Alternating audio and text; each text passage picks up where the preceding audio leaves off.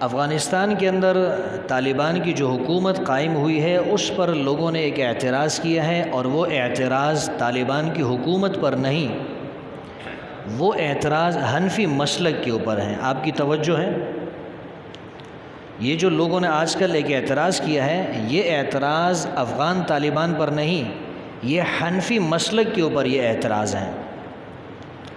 اعتراض یہ ہے کہ افغانستان کے اندر طالبان نے جو حکومت قائم کی ہے، تو انہوں نے کہا ہے کہ اس حکومت کا طرز عمل اور اس کو جو ہم چلائیں گے وہ حنفی مسلک کے مطابق چلائیں گے۔ یہ جو حکومت ہم نے قائم کی ہے، یہ حکومت اس کے اندر جو قوانین نافذ کیے جائیں گے وہ حنفی مسلک کے مطابق قوانین نافذ کیے جائیں گے۔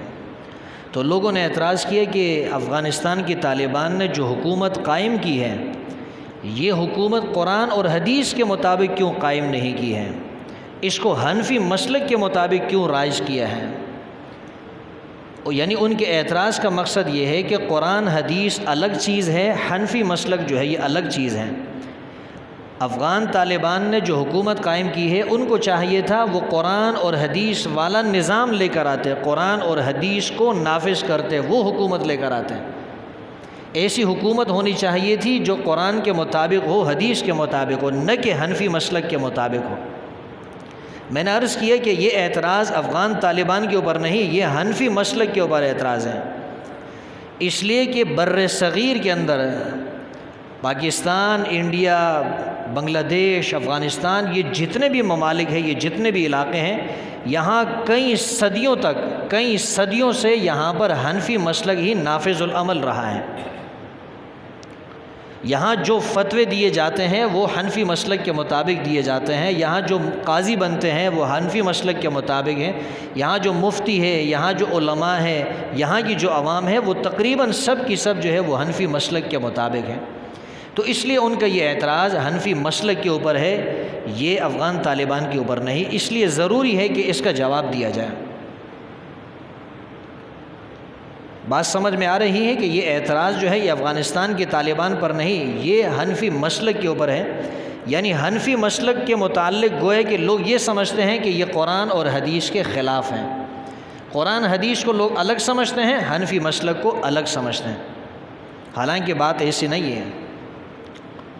ہم احناف جو ائمہ کی تقلید کرتے ہیں اور جس فقہ حنفی پر عمل کرتے ہیں، یہ قرآن حدیث سے ٹکرانے والی فقہ نہیں ہے، یہ فقہ قرآن اور حدیث کے عین مطابق ہے۔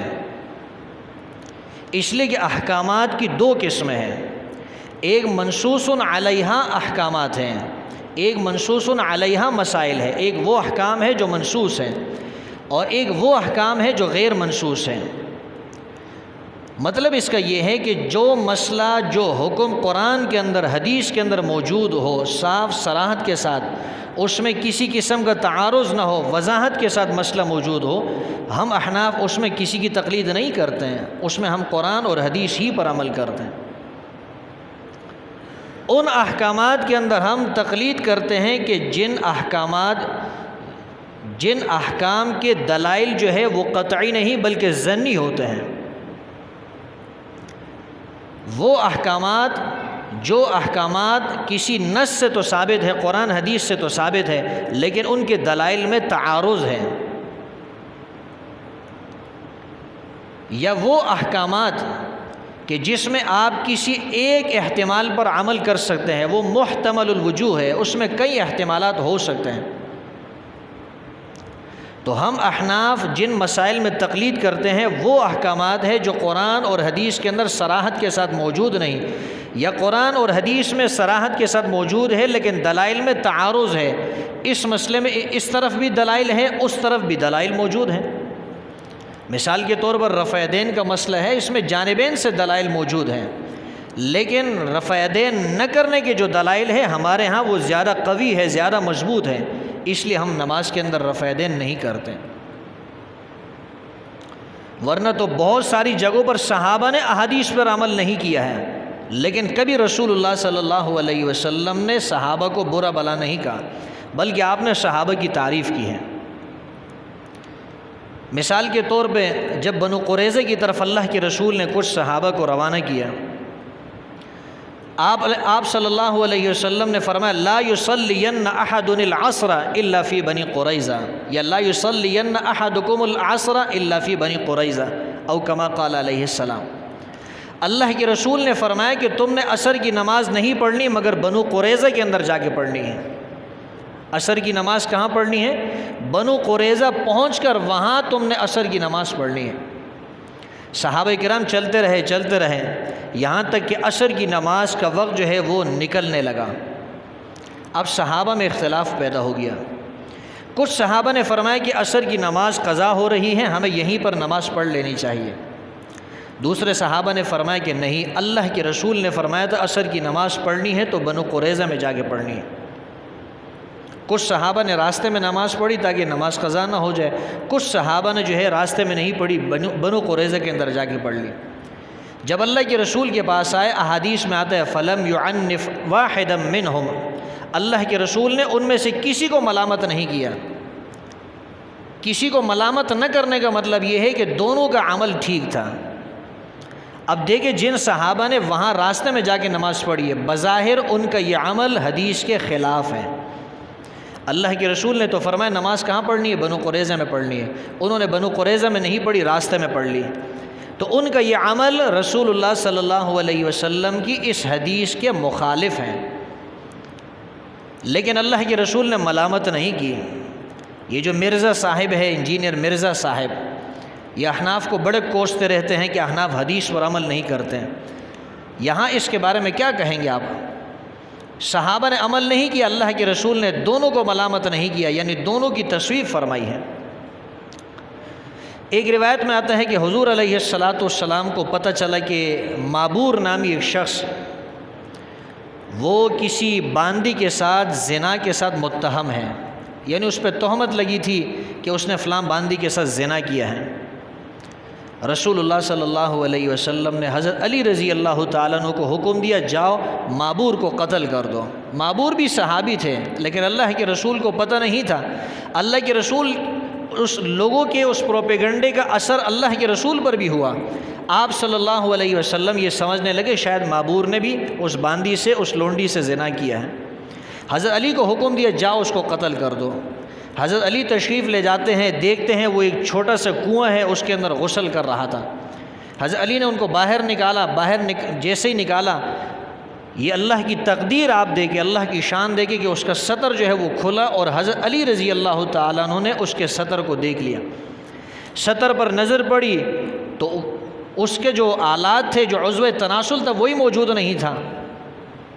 حضرت علی رضی اللہ تعالیٰ عنہ نے اس کو قتل نہیں کیا، اس لیے کہ حضرت علی رضی اللہ تعالیٰ نے اپنے اجتہاد سے یہ بات سمجھی کہ اللہ کے رسول نے قتل کا حکم اس لیے دیا کہ اس نے زنا کیا، لیکن حضرت علی نے تو اس کی شرمگاہ اس پر نظر پڑ گئی۔ حضرت علی نے فرمایا کہ یہ تو زنا کر ہی نہیں سکتا، تو حضرت علی سمجھ گئے کہ قتل کی جو وجہ تھی وہ وجہ ہی موجود نہیں، وہ علت ہی موجود نہیں، لہٰذا اس کو قتل نہیں کرنا چاہیے۔ اللہ کے رسول کے پاس آئے اور ساری وجہ بتائی۔ اللہ کے رسول نے اچھا کہا، برا نہیں کہا۔ اللہ کے رسول نے یہ نہیں فرمایا کہ میرا حکم تھا، آپ نے قتل کیوں نہیں کیا۔ یہاں حضرت علی رضی اللہ تعالیٰ عنہ نے رسول اللہ صلی اللہ علیہ وسلم کے حکم کو بظاہر تسلیم نہیں کیا ہے، لیکن کوئی یہ نہیں کہتا کہ حضرت علی نے رسول اللہ صلی اللہ علیہ وسلم کی حدیث کو چھوڑ کے اپنے طریقے پہ عمل کیا ہے، کوئی نہیں کہتا۔ حضرت اسماء بنت عمیس رضی اللہ تعالیٰ عنہ، یہ حضرت ابوبکر صدیق رضی اللہ تعالیٰ عنہ کی اہلیہ ہے۔ جب حضرت ابوبکر صدیق رضی اللہ تعالیٰ عنہ کا انتقال ہوا تو حضرت اسماء جو ان کی بیگم تھی، ان کی اہلیہ تھی، انہوں نے حضرت ابوبکر صدیق رضی اللہ تعالیٰ عنہ کو غسل دیا۔ حضرت ابوبکر صدیق رضی اللہ تعالیٰ عنہ کی وفات کے بعد غسل کس نے دیا؟ ان کی بیوی حضرت اسماء بنت عمیس نے غسل دیا۔ غسل دینے کے بعد وہ مہاجرین صحابہ کے پاس آئی اور ان سے مسئلہ پوچھا کہ ایک تو میرا روزہ ہے اور آج کے دن شدید قسم کی سردی ہے، اور اللہ کے رسول کا فرمان ہے کہ جو کسی میت کو غسل دے تو اس کو چاہیے کہ وہ غسل کرے، میں تو غسل نہیں کر سکتی۔ تو صحابہ نے فرمایا کہ غسل کرنا کوئی ضروری نہیں۔ مہاجرین صحابہ نے کیا فتویٰ دیا؟ غسل کرنا ضروری نہیں۔ اب دیکھیں اللہ کے رسول نے تو فرمایا ہے کہ جو میت کو غسل دے اس کو بھی چاہیے کہ وہ خود غسل کرے، لیکن صحابہ نے اس کو غسل کا مشورہ نہیں دیا۔ اس لیے کہ صحابہ سمجھتے تھے کہ اللہ کے رسول کا یہ جو فرمان ہے کہ میت کو غسل دینے والا شخص غسل کرے، یہ حکم فرض نہیں، واجب نہیں، یہ مستحب عمل ہے۔ تو اگر ایک طرف سردی کا موسم ہو، کوئی غسل نہیں کر سکتا ہے تو چھوڑ سکتا ہے اس مستحب کو، ضروری نہیں کہ اس مستحب پر عمل کرے۔ اب کوئی شخص وہ یہ کہہ سکتا ہے کہ جی حضرت اسماء بنت عمیس نے یا مہاجرین صحابہ نے اسماء بنت عمیس کو جو حکم دیا تھا غسل نہ کرنے کا، یہ تو رسول اللہ صلی اللہ علیہ وسلم کے حکم کی خلاف ورزی کی ہے۔ نہیں، یہ حکم کی خلاف ورزی نہیں۔ صحابہ حدیث کو سمجھتے تھے، وہ پیغمبر علیہ السلام کے منشا کو سمجھتے تھے۔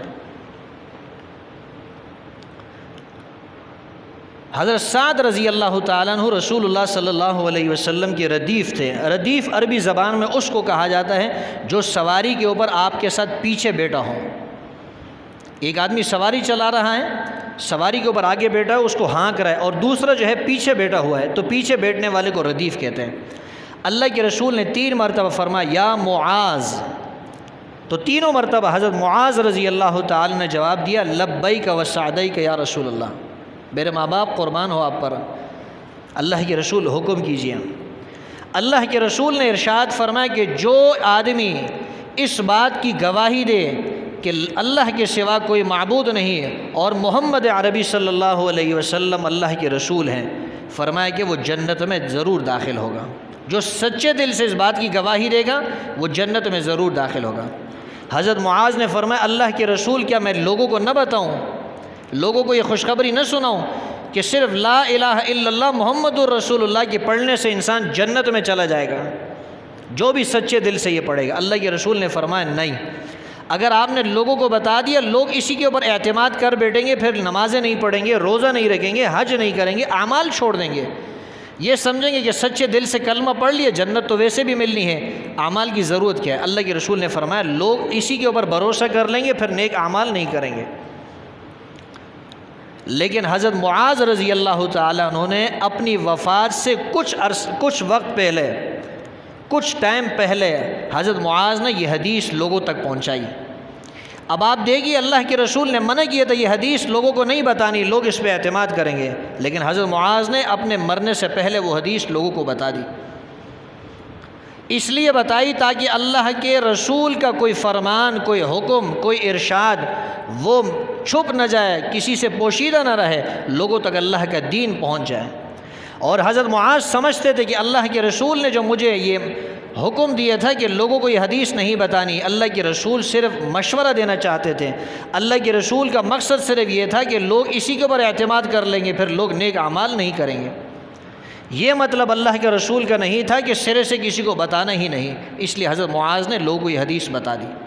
بظاہر دیکھیں حضرت معاذ نے اللہ کے رسول کی مخالفت کی ہے، لیکن مخالفت نہیں ہے، وہ اللہ کے رسول کے منشا کو سمجھتے تھے، اللہ کے رسول کا مقصد کیا ہے۔